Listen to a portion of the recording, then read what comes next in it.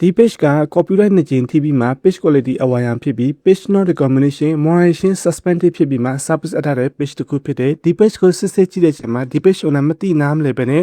အခြား website ကတက်ပုံတွေ AI ကတက်ပုံတွေပြီးလို့ရှိရင်အခြား social media video တွေကို download ဆွဲပြီးတခြား edit မလုပ်ပဲသူ page မှာတင်ပြီးသွားတဲ့အတူတူမျိုး straight လေးတွေထိပြီးမှအဝါရံဖြစ်သွားခဲ့တယ်ဒီဥစ္စာနဲ့ပတ်သက်ပြီး page owner ကို copy video copy စာသား copy တက်ပုံတွေကိုတင်ချင်တဲ့ဆိုရင် copyright looking ကဘယ်လို editing လုပ်ပြီးသွားရမယ်ဆိုပြီး video file လေးနဲ့ပြောပြရှင်းပြမှာ page owner လည်းကျွန်တော်ပြောတဲ့အတိုင်းလိုက်နိုင်ပြီးတင်ဆောင်သွားတဲ့အတွက်ကြောင့်မို့ဒီ page ကိုအများဆုံးကျွန်တော်ဖက်က Facebook တွေမှာ like ချက်ထိုင်ပြီးမှ request review ဘာညာတင်ပေးလိုက်တဲ့အချိန်မှာရပ်ပိုင်းအတွင်းနဲ့ပဲ straight တွေအားလုံးပြောက်သွားခဲ့ပြီးမှ page ကလုံးဝစိမ့်လာတဲ့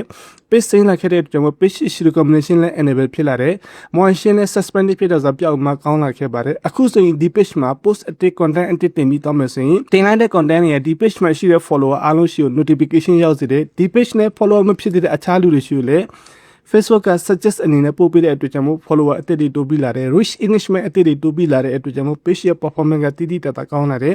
အကယ်လို့လူကြီးမျိုး page မှာလည်း page quality အနေရအဝါရ profile အနေရအဝါရဖြစ်တဲ့ဆိုရင်ကျွန်တော်ရဲ့ Viber နံပါတ် Telegram နံပါတ်ကို contact လုပ်ပြီးမှအမြင်မြန်နိုင်တယ်ဈေးနှုန်းချူတာစွာနဲ့လှုပ်ဆောင်ပေးပါတယ်ခင်ဗျာအားလုံးကျေးဇူးတင်ပါတယ်